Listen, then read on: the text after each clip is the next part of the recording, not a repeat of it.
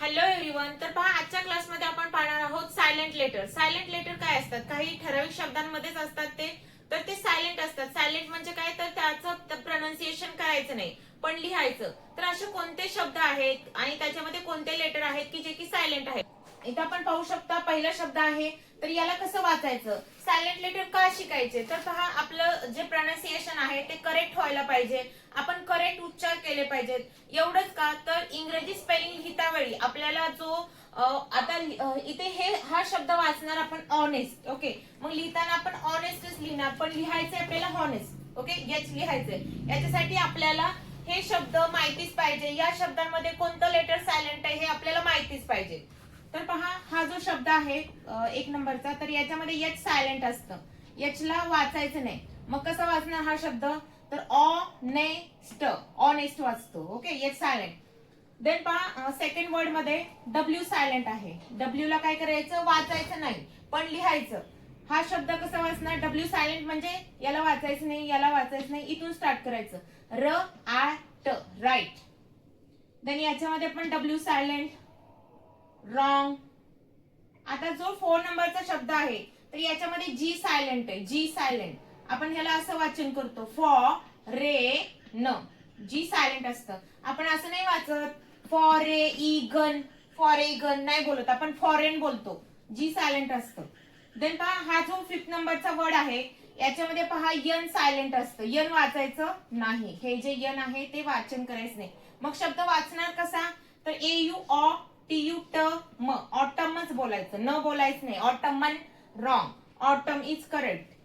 Then पहा 6 number मध्ये W O you. Okay, तर या शब्दांमध्ये यल सायलेंट असतं. यल वाचायचं नाही. कसं वाचणार मग, उ ड, उड वाचणार फक्त, यल सायलेंट आहे. देन आता हा जो 7 नंबरचा वर्ड आहे, 7 नंबरचा वर्ड पाहू शकता. तर याच्यामध्ये हाफ बोलायचं, यल काय करायचं, वाचन करायचं नाही यलचं. यल काय असतो, तर सायलेंट असतो. वाचन कसं होणार मग, हा ह, हाफ. देन पहा 8 नंबरचा जो वर्ड आहे याच्यामध्ये तुम्ही पाहू शकता यल सायलेंट आहे. यलचं प्रोनाउन्सिएशन करायचं नाही. मग वाचन कसं होणार या शब्दाचं, तर च ऑ क, चॉक. देन आता 9 नंबरचा पहा, 9 नंबरच्या वर्ड मध्ये पण यल सायलेंट असतं. यल ला वाचन करायचं नाही. असं नाही वाचायचं पा हल्म, नाही, पा म वाचायचं, यल सायलेंट असणार आहे, पा म. देन 10 नंबरचा वर्ड पाहू शकता, डीई बी टी. कसं वाचणार मग, डेबट, no it's wrong. B silent असणार आहे, वाचन करायचंय डेट. Okay, date.